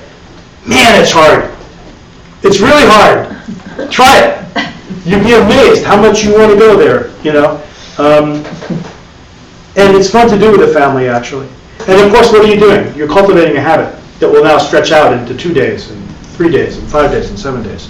Is everybody good? I know it's only an hour and a half, but Yep. got one more in you? Mm-hmm. Awesome. He says also say a prayer of gratitude before eating. A grace. Restore the beauty of a simple grace before you eat. It can be, you know, he gives a beautiful Buddhist one, you know, that's traditional. You know, whatever works, you know, but just have a moment to be so thankful that there's food in front of you and that, and to also, you know, the fact that people worked hard to bring it to you, you know. Here's the grace he says, the joys and pains of all beings are present in the gift of this food. Let us receive it in love and gratitude and in mindfulness of our sisters and brothers among other living beings of every kind who are hungry or homeless, sick or injured or suffering in any way. Okay? The last he says is remember, gratitude begets more gratitude and more gratitude begets more happiness. All right? Should I say that again? Causes and effects or, you know, results are similar, right? Gratitude brings more gratitude. Whining does not bring gratitude or happiness. They're not related. They're dissimilar. You know, no more than if this and this are going to, you know, this planting this is going to bring me this. Well, if I squeezed it, it might. I don't know. That doesn't look like a guava. Okay? And then happiness begets more happiness. Okay? And then remember, all history is revisionist history. All history is revisionist history. Every historian will tell you that. Okay? So 3, controlling the future. This is called about letting go of the burning coal, detaching from the source of suffering. The future is now, he says. Past, present, future, remember, all independent. So now we're going to change the other one, right? Because he says there literally can be no meaningful concept of a present without the necessary contrastive ideas of past and future, right? Because they're relative. If you can't have a future without a past, right? You can't have it without a present. They're contingent upon each other. You know, you have to have the duality of this, right? They all have to be present at the same time, or they collapse, right? No one of them can be there without the other two. And so surprisingly enough, the past and the future are also accessible to us in the present. I think it's just a great way to sum it up. Because they can't be there separately, they're all available to us right now. He says another way of making the same point is to observe that the past and the future exist only as ideas within our present mind, right? Neither past nor future truly exists outside of the present. The past, as we usually think of it, is, he says, well, past. And so it no longer exists. And the future hasn't come yet, so it doesn't really exist either. Neither the past nor the future exist truly, or to put it another way, independently. But they do exist, dependent on the present mind that is thinking about them. And that's the only way they exist. You got to go home and cook it. Just think about it. Is that true? Is it wrong? Is it nonsense? How could it exist? Albert Einstein said the distinction between the past, present, and future is only a stubbornly persistent illusion. Okay? Einstein says it's an illusion. All right? Can it exist out there independently? No. Okay? So, he says we're either being nostalgic or sadistically holding on to the past, or spending an even larger amount of our present time obsessing about the future and projecting its outcome. Lana feels it doesn't really help us too much to constantly be traveling into the past and reanimating Frankenstein. I had an interesting thing once. One of my teachers, who's in retreat in Arizona, 3-year retreat, again, Annie Palma, she told me, I was talking about the thing about constantly going back and, you know, reliving something that happened and having to tell everyone about it, and then this happened, and gee, what happened to me? And she said, karmically, it's a diluted way of replanting the seeds again. Yeah. It's bringing it up all the time. It's like, it's not as strong as the original time you experienced it, but you're putting it back in. She goes, you really shouldn't do it. She says, you're replanting the seeds to experience it in a more diluted fashion. And people do it, right? They like to go back and revisit, and that's what they're meditating on it. Well, you know, that thing you do, don't do it. Here's the antidote. See the people who brought these teachings to us, I said, as special teachers, and recall the teachings we received, and developing gratitude for everything we have learned to bring us to this present moment. Okay? Same rules apply to the future. Just like we reminisce on the glory days when dealing with the past, we can aggrandize the future in two ways, right? We can project how the fantasies of what it's going to be like, and we can have all these like things playing out in our head, and you know, money or wealth or liaisons, you know, all these things, you know, that we fantasize and aggrandize, right? Or we can obsess on how bad something bad's going to happen, how horrible it's going to be. You know, those are the two options, right? He said, here's the truth. Do a little analysis and realize that most of the things we project about are generally unfounded, right? When we get there, it really never comes out the way we thought it would. He says, despite our relying on meeting with astrologers and other types of prognostication, we can basically agree that the future is unpredictable. And Lama's take was always like, and wouldn't it suck if it weren't, if you could know? Would it be boring, he said? He said, that's not fun. Worrying about what you just might or what just might or possibly could happen, he says, is like rocking in a rocking chair. It gives you something to do, but it doesn't get you anywhere. Isn't that great? And I feel it drains you the energy from being present in the present. It's like a psychic vampire. Worrying about tomorrow doesn't change tomorrow. But what does it change? Today. Yeah. And what do you think, for the better or for the worse? Yeah, for the worse. And of course I said past traumas. Since what we call the future exists only as a part of our present, we can change it, just like we changed the past and talked about it. The future, like the past, is in our hands. We don't have to feel like we're either victims or unalterable history of an unalterable history or slaves to an uncontrollable future. Sorry, everything printed out really tiny. It's our responsibility to take control of time. This is cool. Ready? Now you're a wizard. It's our responsibility to take control of time and redesign it. And it's in our power to do so. That's pretty cool. All right, so here's the antidote to the future. He says, steer clear of the fire, you won't get burned. That's what the chapter was called. Learning to think about the future with joyful anticipation rather than with anxiety and worry leads us to think about two things: what to give up and what to take up. All right. We already talked about what to give up. The idea that there's something out there. The idea that there's something out there that's going to do it for us. The idea that there's a quick fix or there's a deal to be cut in some sorrow. The deal to be cut is to eradicate your suffering. Period. Right? What we do, what we say, and what we think now will determine our experience in the future. All right? What we do, these are the three doors of expression too, right? What we do, our actions, what we think, and what we say determines our experience in the future. The karma we're creating in the present affects our perception of what kind of future we'll have. We'll agree with that, right? That's what we're gardening. We are in fact actively constructing the future by planting seeds that will later come to fruition. So, if we're leading an ethical, pure life, our conscience will be clean, and we can relax and not worry about things, right? But to do so, you need to learn the rules of how to live a good life. And I think you know what they all are, right? I think you all know what the big 10 are as a Buddhist, right? The golden rules. We know what they are, you know.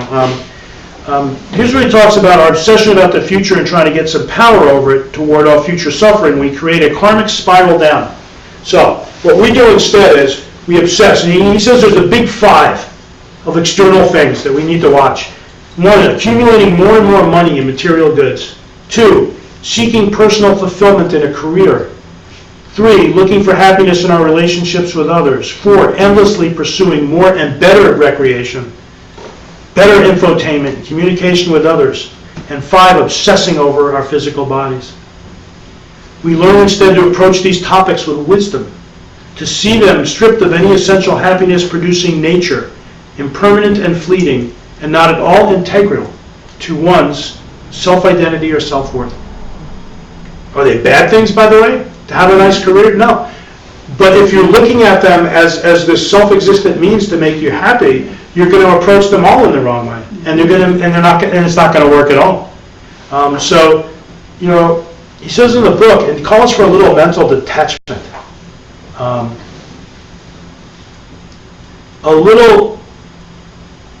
I had a teacher who told me once, a little renunciation will go a long way. A little renunciation will go a long way. And, we remember what the Buddha said about this world, right? He says, birth is suffering, aging is suffering, illness is suffering, death is suffering, sorrow, lamentation, pain, grief, and despair are suffering. Unison with what is displeasing is suffering. Separation from what is pleasing is suffering. Not getting what one wants is suffering.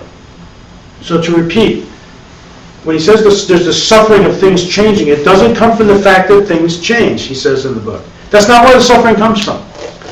It arises when we mistake changing things for unchanging things. And because we do, what? We suffer. It's because of our ignorance and denial of reality itself that we suffer. That's all. It's not anything out there. The thing that really needs to change is our perspective on change. That's all. It's not that things are bad. It's not that things are good. It's the fact that we attach to them, and we grasp to them, and we chase them, and in doing so, we plant the seeds for hurting ourselves and others, right? Because we're constantly trying to get, by any means possible, the thing we want, and to push away, by any means possible, the thing we want away from us. Attachment, aversion, right? So, he says we're looking for love in all the wrong places. We're looking at money and things, the career, relationships, entertainment, communication, the body. Okay, so he says do a little contemplation. Where does happiness come from? You know? Spend some time contemplating whether the sources of happiness can really be in external things. Can money, for example, bring happiness? And what's the proof that it can't? What about relationships? What's the proof, you know?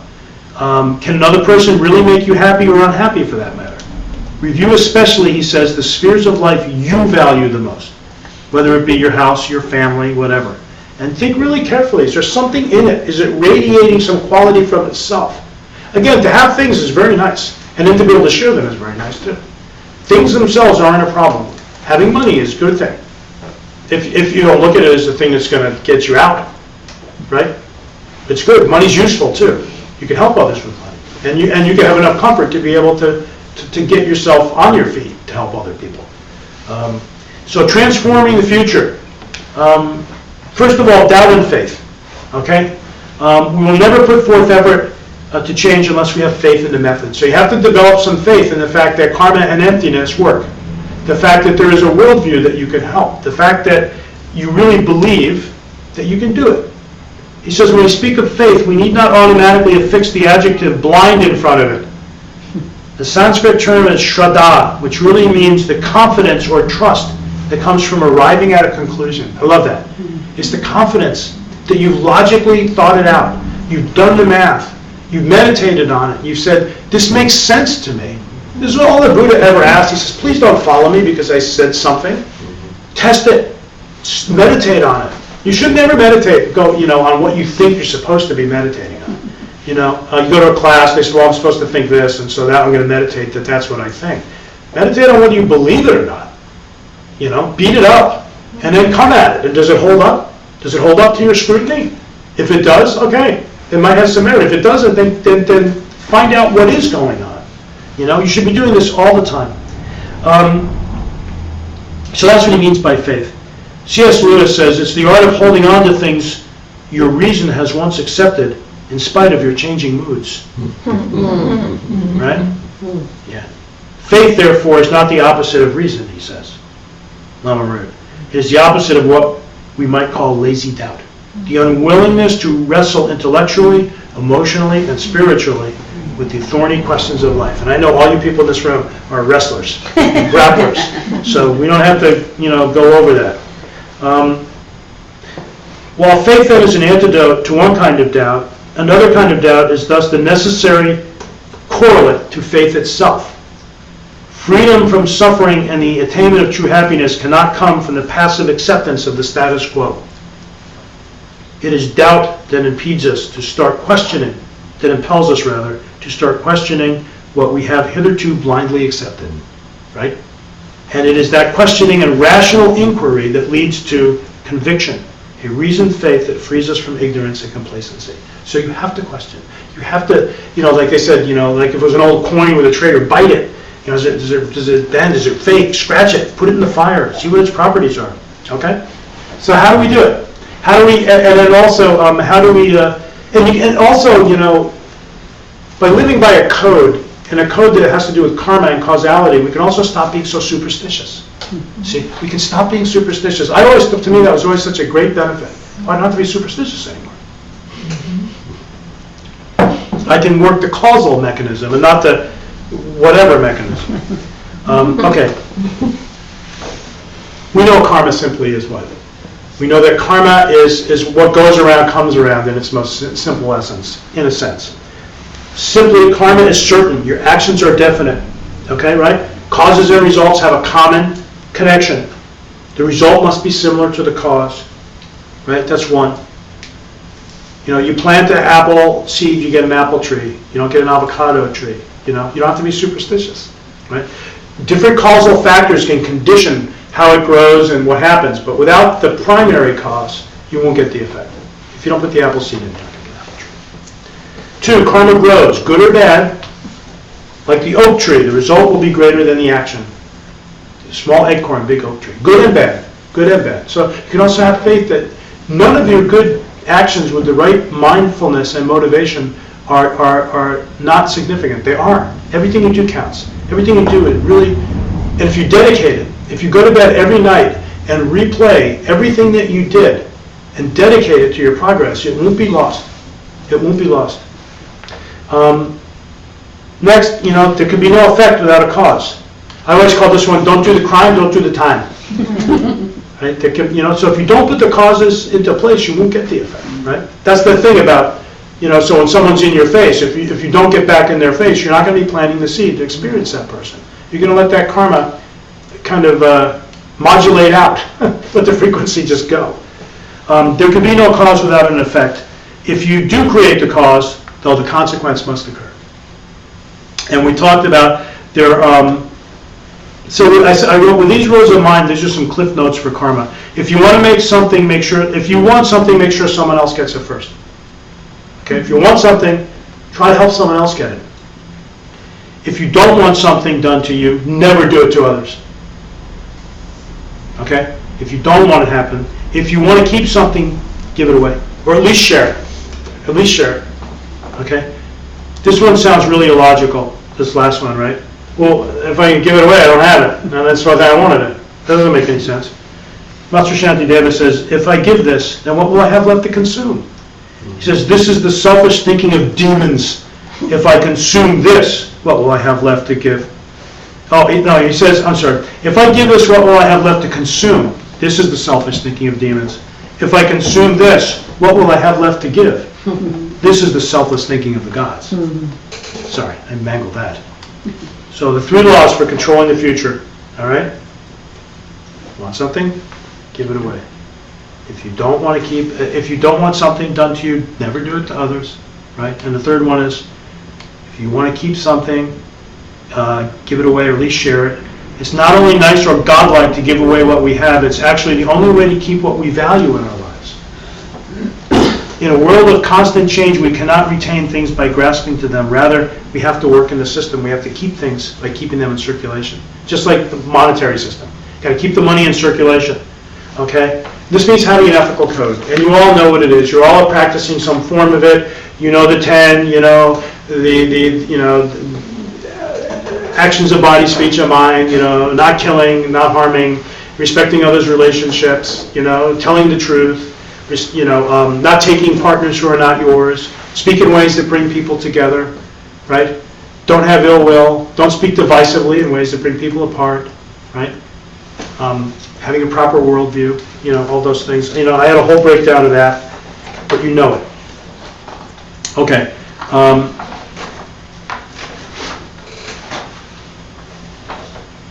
Practice point regarding ethics and karma, especially regarding the future. Stop creating new bad karma, okay? The first of these requires retraining what we think of as our instincts. Our instincts are usually wrong. In fact, there are really no instincts to retrain, he says. They're not hardwired. There are no instincts. It's a myth. One way or the other, it's really just the force of habit that impels us to return violence with violence. It's a habit. Anger with anger, criticism with criticism. Bad habits can be broken, but it takes wisdom to understand that it's a bad habit. And it takes effort, discipline, and vigilance. So start creating new good karma. Every day try to do something for someone else, mindfully. Small acts of kindness, especially, it says, anonymous ones, where your self-interest is minimized because nobody knows that you're doing it. Lindsay talked last night about putting money in people's parking meters. You know, he said this. He says, paradoxically, anonymous acts are the best kinds that you can do for yourself. The holiest the Dalai Lama sometimes says, if you can't help others, at least don't hurt them. But it's even better to not hurt and to help others, daily and systematically. Have a plan. Write it down. We all have books we keep. We have our Filofaxes and our daily minders, and load it up one day and say, I'm going to do 4 things today. You know, and see yourself do it. And stop a couple of times a day and say, how did I do? Check it off. Because you're planting a seed. You're seeing yourself do it. You're not just being a goody two-shoes. You're not just doing this to be a goody two-shoes or to have people think you're wonderful. You're doing it to rewire the karmic mechanism for you to have a cessation of your ignorant acts and to start feeling some happiness and to make some progress. You know, this is called enlightened self-interest. This is a good self-interest, okay? Purify your old bad karma and strengthen our new good. By the way, so when we stumble karmically, I think you all know the 4 forces, right? When you make a mistake, stop immediately, right? And acknowledge what you did. See it clearly. And then regret having done it. Without guilt or some kind of neurotic, self-obsession again, to draw attention to yourself. But say, this is not good for me. If this were a cup of poison and I drank it, instead of going crazy, I'd say, wow, this is not good for me. But I'm going to move this. I'm not going to drink this anymore. I recognize it's not good for me, right?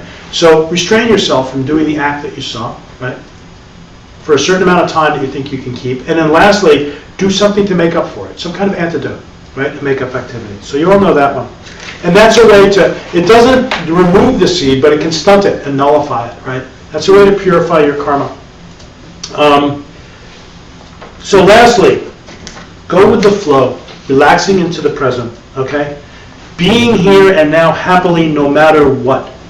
This is hard. See, this is the hard part now. Now it's like surfing. Abraham Maslow, a towering figure, he says in the book of Modern Psychology, he says, the ability to be in the present moment is a major component of mental wellness. Major component. Okay? So remember, contentment, right? Remember the first mantra you got? Om, I have enough. Ahom. Okay? Here's another form of contentment. Being okay with what's happening in the present, instead of casting your mind forward or backward the second you're experiencing something that's not what you want it to be exactly. To be content with the here and now. Okay? Instead of always bailing into one mode or the other, you got to stay. Okay? Even if we manage to wrench our minds out of the imaginary past and future, he says, and finally focus on the present, we need to have the wherewithal to deal with what's happening with intelligence and grace. Okay? There are right ways and wrong ways to relate to the here and now. A sophisticated spiritual practitioner has to be here now wisely. So you have to employ, one, why you got here, where it came from, right? And if you know where it came from, putting the causes into place to either perpetuate the good karma you're experiencing or nullify the bad karma you're experiencing, okay? And he said this is important. We succeed in staying in the moment only if we really want to be there. Only if we want to be here. Otherwise, we're never going to be here. And this requires that we learn to willingly accept whatever life throws in our way without turning our backs on reality and wishing things were different. We will be much, much more likely to be living in the present if the present seems like a good place to be. And where else is a better place to be than right now? Right here. Right? He says there's a verse in the Yoga Sutra that reads, Sthira Sukhamasana, usually translated to mean something like the physical poses, asanam, bring you long-lasting happiness, sukham, which is, of course, the point of doing yoga or any other spiritual discipline, he says, to obtain true and enduring happiness. But the important verse can also read differently, in a way that is equally descriptive, he says, of what a yoga is really about. Stay fixed or steady, sthira, in the perspective, asanam, of happiness, sukham, or more loosely, lighten up, loosen up, and stay happy all the time. Really? Stay happy all the time. This is the purpose, he says, of life itself. And then the other thing is like, you know, Master Shantideva's great, dictum to us is, if a problem comes up, right, if there's something you can do about it, do what you can do. And then relax. You've done what you can do. Don't get all like bundled up about it. You've done what you can do, relax. And if there's nothing you can do, why worry? What good will it do? Right? Really hard. But doesn't it make perfect sense? Very hard to do. Because it doesn't mean that you're being indifferent, that there's a problem. It means you're being rational. This was like that question I read a while ago about Lama Yeshe when someone said, well, how can I be happy with so much suffering in the world? He goes, that makes no logical sense at all. Because if you have compassion for them, and a concern for them, and by having compassion, it brings you happiness. Compassion doesn't bring you sadness. And so you'll be happier, but you don't, that's the way you deal with it. So know what you can change and what you can't change is a way to accept what's going on right now. And by the way, when kleshas arise, don't be them. Okay? He says the point is not so much to change our reactions as it is to change our reactions to our reactions. Got it? Mm-hmm. Instead of automatically embracing and affirming our negative responses to things, we can stop and notice that our knee-jerk responses are neither logical nor conducive to our own happiness, our own enlightened self-interest. They're not. If we can sustain a rational perspective on life, we can always choose to be happy. We'll always choose to be happy, rather, if we're rational about it. Because getting upset never helps the situation. In fact, it just makes it worse. No matter what unwanted thing happens to me, I will not let my joy be disturbed. Being upset does not help me get what I want, but rather causes me to lose my well-being. And it makes you useless to other people. And then you start to throw up on them with the klesha, right? It's the stuff on the surface. Let the wave go by, Good meditators will watch the feelings arise and watch them then, move off and dissolve. And realize, oh, it wasn't me. I can just watch it. I don't have to be it. I can feel the energy of it. And when I know and I recognize the energy, then I can work with it. So know what you can change and what you can't change. Is there something you can do about it? We said, do it. You know, if you can't, then do it. You know, then just relax. You know, we all know the serenity prayer, right? Give us the grace to accept with serenity the things that cannot be changed, and the courage to change the things that can be changed, and the wisdom to distinguish one from the other, right? And then stop replanting the seed, right?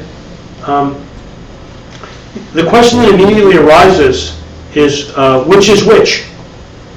What is it that we can't change, and what is actually in our power to change? I'll leave you with this. The answer is not what we might expect. Generally, he says, I'm just going to read this, people believe that what we can't change is the past. What's done is done. And the future, que sera, sera. Whatever will be, will be. But as we've seen all in these last 2 weeks, it's actually the past and the future that we can change. Those are the things we can change. We transform them by, right, substituting forgiveness and gratitude, right, in terms of dealing with the past. We substitute out anger and resentment that way, and thereby giving ourselves new and more wholesome memories. And we steer the trajectory of our future by paying closer attention to our actions in the present, with full knowledge that we are sowing what we later will reap. And that's where we can drop the superstition, right? Because we understand it. Surprisingly, then, what is it that we actually can't change? What does it leave us with? The present. And herein, says, lies an extremely important aid for maintaining a calm, cool demeanor all day long, no matter what may transpire. Realize that we cannot change the present in the present, and it will help you relax and accept what is. Like Lama Rudoi says, your mantra should be, it's like this now. When you're looking at the day, say, well, it's just like this now. And that will change too. All right? And we know that, right? We all know the angry boss thing. Right? You have the angry or the annoying person comes up and gets in your face, right? And what are the options, right? You know, you could maybe put them in their place and they might go away, or you could sit there and just listen. They might go away, or they might not. They might continue or go away. You could smack them. They might stop, or it might get worse. You know, none of the options, will necessarily work, right? Because the karma that you're experiencing is from a past action. So whatever you're doing in the present now doesn't mitigate the karma that you're experiencing. But how you act will drive what's going to happen in the future. Got it? So the action is brought to you by your past actions. So you might do a number of things, but because the karma of what's happening isn't connected to what's happening right now, it's connected to something that happened back there. Because we all know that when you plant that acorn, it takes a while for the oak tree, right? It doesn't happen instantly. So the weird thing we do is we think they're connected. And so we get in that person's face, and then we create the seed to experience them again. Very simply. So he says there's 3 levels to disappearing the annoying person. You can do it on 3. Stage 1, lowest level, right, is run away. Find a way to avoid this situation. Was it Monty Python? Run away. Yeah. Ditch. 2, he says, here's another mantra for you. Mukha Bunda Asana. It means to put a bind, right? Bunda, like in yoga, a lock. What do you think mukha is? Now. Your mouth. Shut your mouth. It's like your mom said, if you don't have anything nice to say to anyone, don't say anything at all. Right? Stage 3, this is the good one. You say to yourself, this is not a very happy person. Right? And I remember what it was like to be this angry, and to be this pissed off and mean, and to say and hurt people like this. And I felt bad when I was doing it, and I was lashing out, and this person is now exactly a mirror of what it was like when I did it. I'm seeing my echo. I sent it out, it bounced off my world, and it's come back to me now. And now I'm hearing the echo, and it's amplified, it's louder. Right? I feel sorry for someone to be in that position, because I didn't like it at all.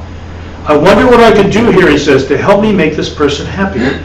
He says, so when you reach stage 3, you've actually succeeded in disappearing the irritating person through the only method that actually works, right? By employing the proper wisdom of where it came from, taking responsibility from it, and then planting the seed. And then ultimately what you might do is to say, I wonder what I can do for them. Maybe I can just listen to them and then say, I really understand it, you really, what you're saying. Can I get you something? Can I get you a cup of tea?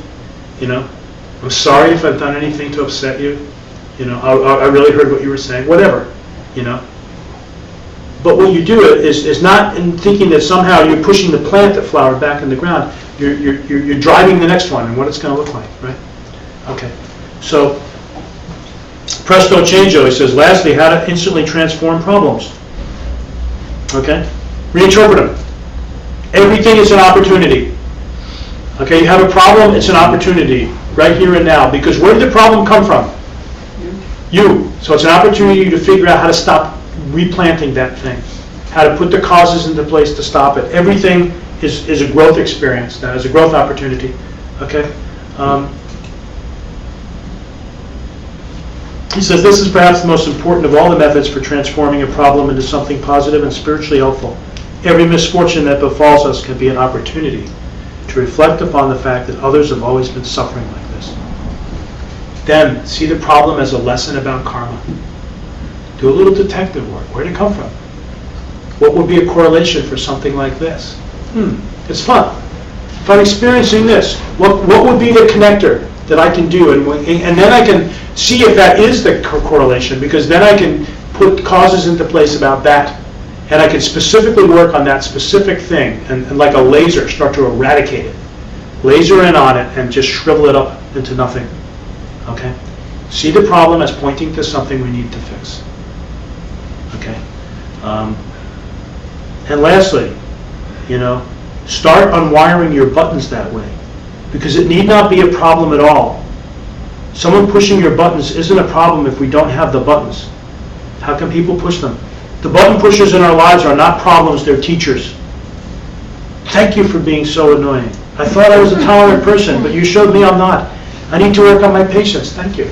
There's a story, I think Jack Kornfield might have told it, about how, you know, he had been meditating in a monk and he was over, you know, and he was in his blissful place, and he got back to New York City and he was with his sister, and, you know, they were in some appointment somewhere and no one recognized, he had no robes anymore, so he felt, they don't get what I've been doing. And he said, I found myself so annoyed. I hope I'm not ruining the story, but I think that's who it was that said it. But, you know, so easy to get pulled off, you know, you think you're, you know, so thank you, world, for showing me, you know, you know, there's more that I can do with this. Okay, so, complaining fast. So we know to go on a complaining fast. So here's 10 things you can do every day, okay? Here we go. This was the ruse for the class. Every night, please get a good night's sleep. Okay? It's really important. We're all perpetually underrested, actually. I'm a major criminal in this case. Don't get enough sleep. Get a good night's sleep so that you can wake up rested for your morning wall. Right? So, and you know, sleep's a beautiful thing. You know, if you go to bed at night, also, and you do that dedication thing where you review your day, and don't be, you know, chintzy with yourself. Review the day and give yourself the props. Give them to you. Take them. Be really grateful that you did it and then dedicate it. And you know, nighttime's a night when your consciousness is more subtle, and then those things can get in there, and it's very cool. So get a good night's sleep.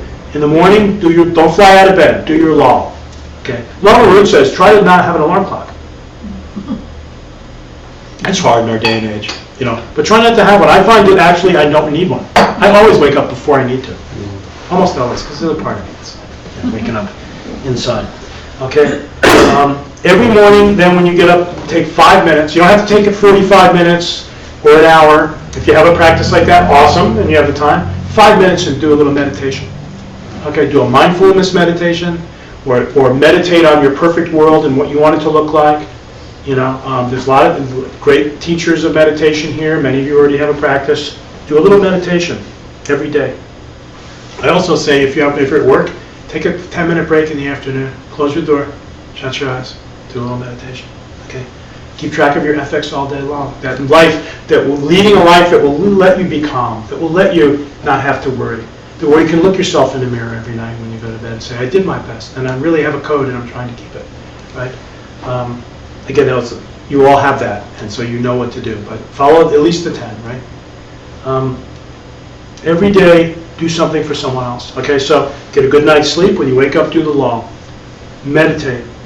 And then keep a book. You know, for us, we have the 6 times a day book where you track how you're doing. How good did I do? How far did I fall, and what can I do to make up for the place where I fell the most? You know, a make-up activity. And what is that really doing all day long? The 4 powers, right? You're purifying your karma all day long. It's an incredibly powerful tool. You know, I wish I did it better. Do something for someone else. That should what you put in your book, so that you will mindfully say, it's so good for me to do something for someone else, to stop thinking about myself for a second, and to reap the great benefit and joy of. You ever like give someone like a nice present that you planned out, and it's like, you know, it's a holiday, and you thought about what it was, and you've had it for like a couple of months, and you can barely contain yourself from telling them because it's just so damn cool what you got them, and you slide it under, you know, the tree, or give it to them, or whatever holiday you celebrate, and they open it. How do you feel? You feel so good that you just got them the right thing, you know, and then you gave it to them, and you saw how it made them feel, and maybe you didn't even put your name on that card, you know, but it just feels good to do something for other people. Get in touch with that feeling again, and you know, and revel in it, you know. You don't have to be Mother Teresa. You don't have to go solve cancer tomorrow. It'd be nice if you did.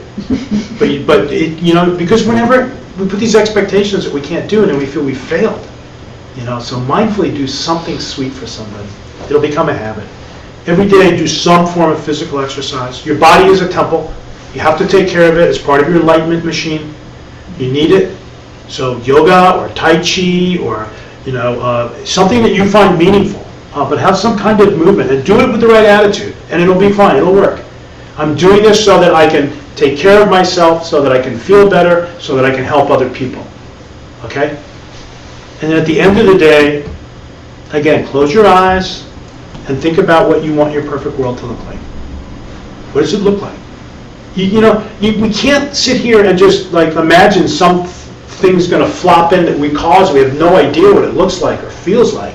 Start to look at your world so you can manifest it. What's the temperature? Is there an ocean there? Are there beautiful mountains? What do the people look like? Who's teaching? Am I teaching? What am I teaching? What does the music sound like?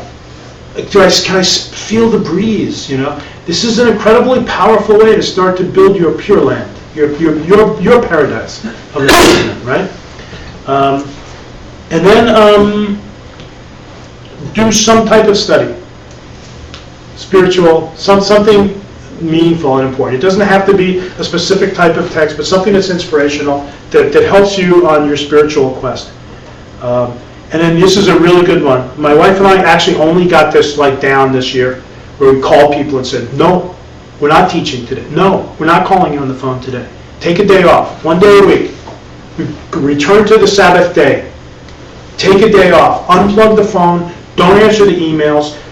If you're going to watch something, watch a great movie. Go to the movies together with someone that you haven't seen. Don't set the alarm clock. Meditate as long as you want.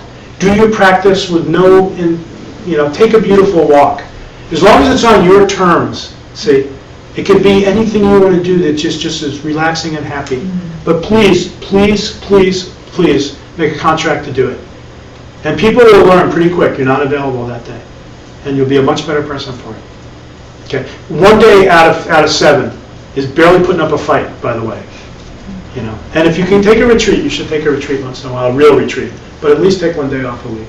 And then lastly, become pro-noic and get a messiah complex. that this book is the way to actually make you the savior of the world, of your world, so that you can see everyone in it as being saved. And so please buy it, read it, revisit it. And call me if you ever want to talk about it. Maybe get a study group going here. I think there's a plan to go through the book in the fall, kind of a much slower way. But I just wanted to dive through it a little bit. And we're so lucky to have people who took the time to do this for us. To write a book like this and to come here and continue to teach us every year, and so that we can help teach everyone else. So thank you so much. I know I went long, but and so let's just for a moment dedicate. And I know I was talking really fast tonight. I went through a book in 2 hours, about 4 hours. But so I hope something stuck. Anything that did stick, anything that you found of benefit, all the things that you've been doing since we've been talking about this, see it in the form of beautiful golden light at your heart. All the karma you collect from thinking about this, and it's very powerful karma when we turn our mind to subjects like this. If you knew how powerful it was, your head would explode. And think about the fact that you're now going to send it out to everyone in the world so that they can find their method of being happy, so that they can find teachers, so that they can have some relief, and then they can be a bridge to other people. And let's all send it out now. Try to imagine that they're being touched by that light you're giving them, and that they're happier. They don't know why necessarily, but there's a smile on their face. Their steps a little lighter. And make a determination that you're worth it, that your happiness is the highest goal that you could be given, and that you understand that the path to happiness is through happiness, not through misery, and that you'll get yourself there, and you'll never give up. You'll have total faith in yourself. Amen. All right, that's it. Go. I know it's hot. It got humid when it stopped raining in here. But thank you so much. And Thank you. you know,